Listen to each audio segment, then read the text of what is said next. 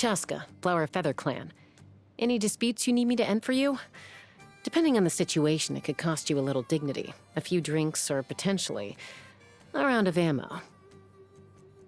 When you lose your way, gaining some altitude can bring some perspective. I'd have lost myself long ago if I allowed myself to be led by the whispers of the abyss. Surviving is tough, but taming the beast within is tougher. I'm a little out of practice these days. Any conflicts around? I'm in the mood for some peacemaking. Rain? My hair and feathers are gonna get soaked. Time for some preening when I get back.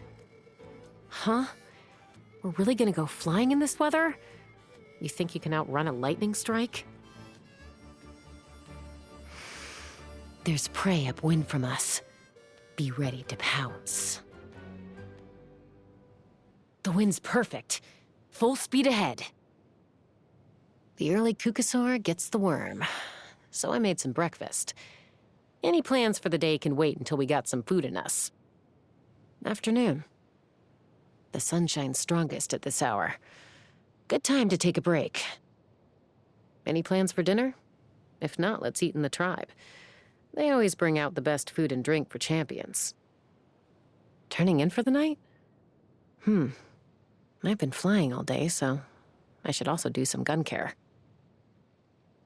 Back when the Flower Feather Clan was responsible for patrolling and defending all of Natlan, the flying squad was the best of the best, the fiercest warriors in the nation.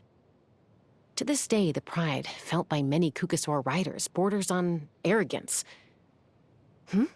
Me? No, I'm not arrogant, just supremely confident.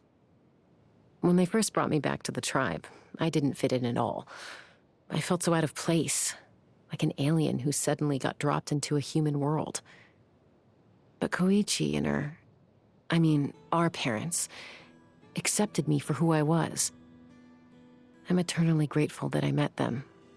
And for that reason, I will defend their beloved tribe for as long as I live.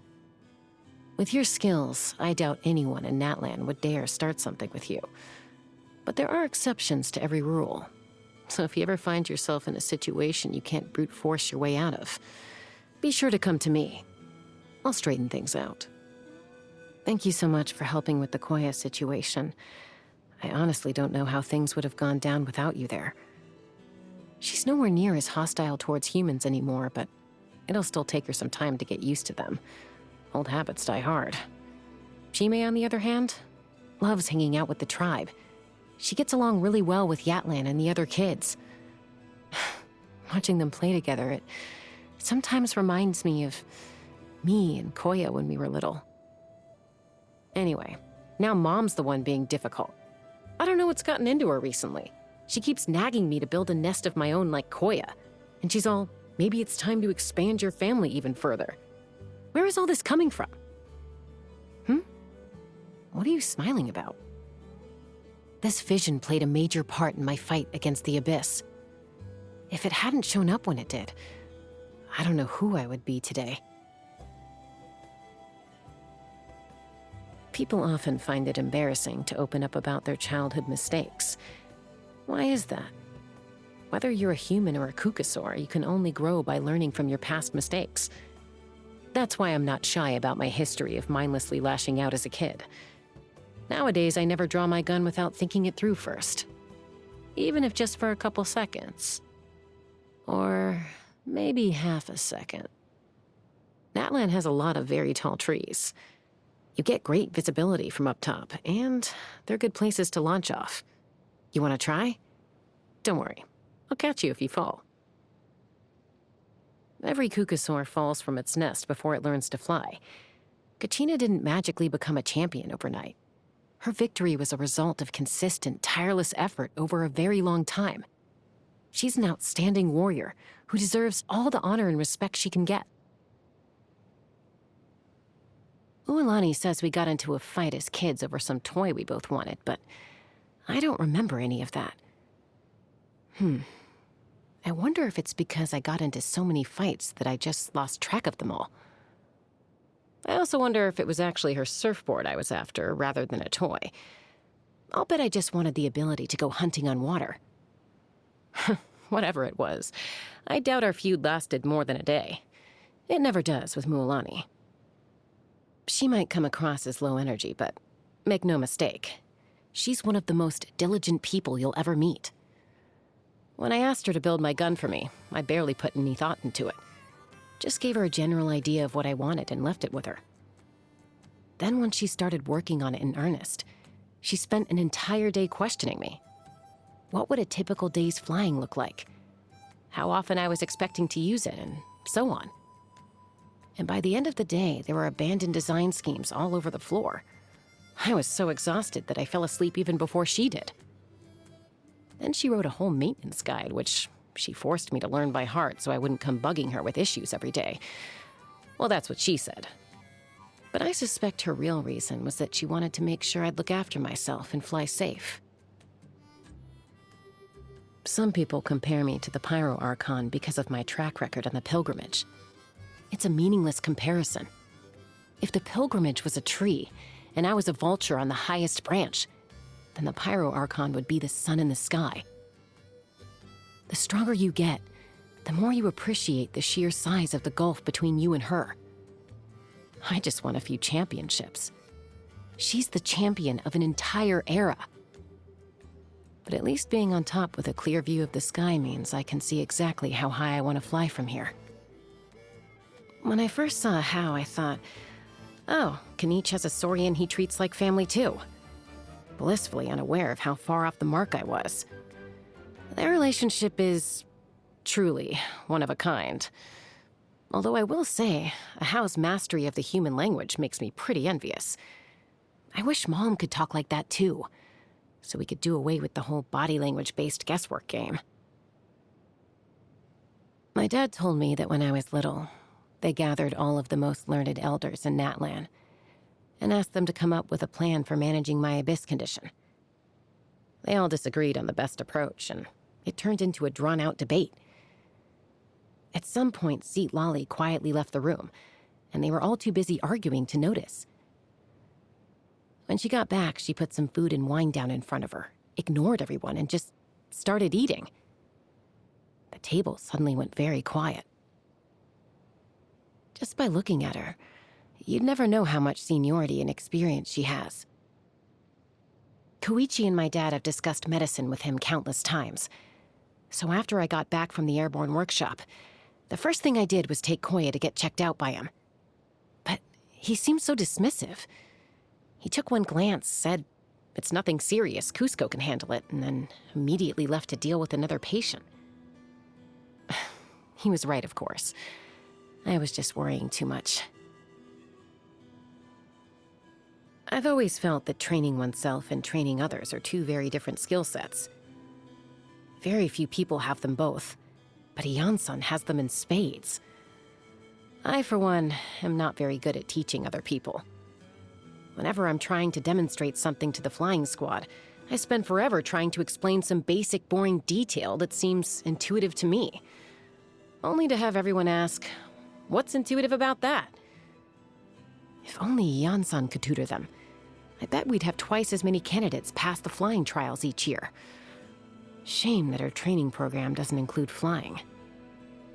As a peacemaker, I know full well that violence isn't always the answer.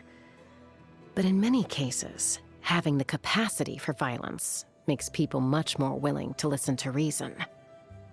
The warriors of the Flower Feather clan are a proud bunch, but the Kukasaurs are a prouder bunch still. Anyone who aspires to become a rider has to train relentlessly and then win their approval. Even me, and I was practically one of them growing up. It's only fair, though. Allowing a rookie to ride a Kukasaur into the skies would be highly irresponsible for both the Kukasaur and the rider.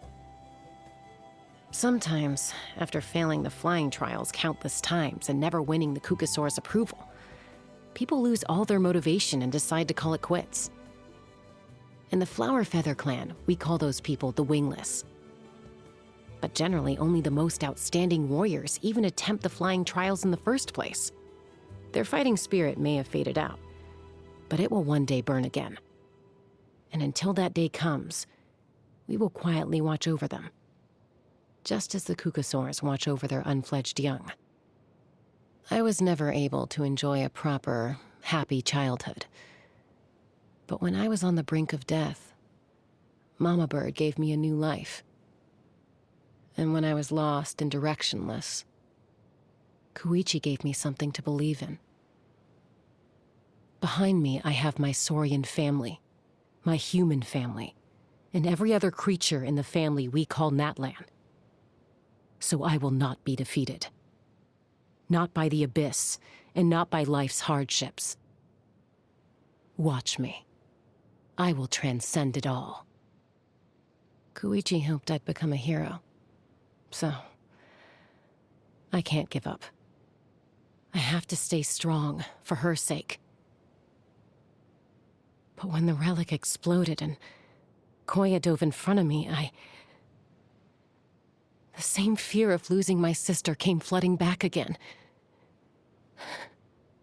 Sorry, I don't really know who I can talk to about this kind of stuff. I usually push it to the back of my mind, but I feel much better now. Since I can't forget that fear, I guess I'll try the opposite. Remember it. Own it. And eventually, transcend it.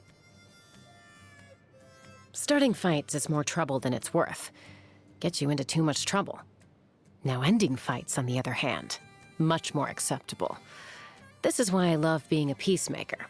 Because the fights come to me. I'm just kidding, of course. The abyssal energy. Not because it affects me that much. It doesn't anymore. More because of how much it makes the people around me worry about my safety. Growing up by the sea, I mostly ate raw fish. And after I came to the tribe, I grew to love flash-grilled steak. Kukasaurs and humans have wildly different diets, but I enjoy them both. Anything with too much alcohol, I guess? Not because I don't like drinking.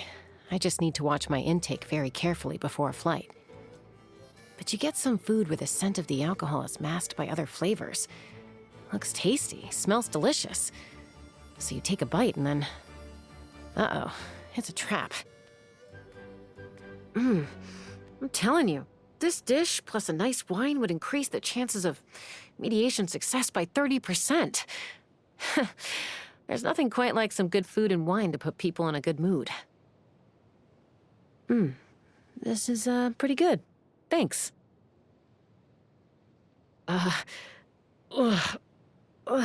Was this meant for the Kukasaurs?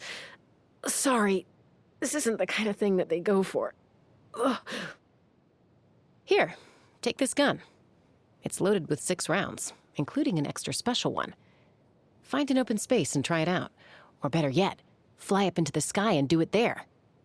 Ooh, you got the special round on the first try, huh? Luck's on your side today. That was a whistling birthday firework. I made it myself. What are the other 5 rounds? More fireworks, of course. But they're the trial runs I made before the one you just fired off. The color's different, and they're not perfect.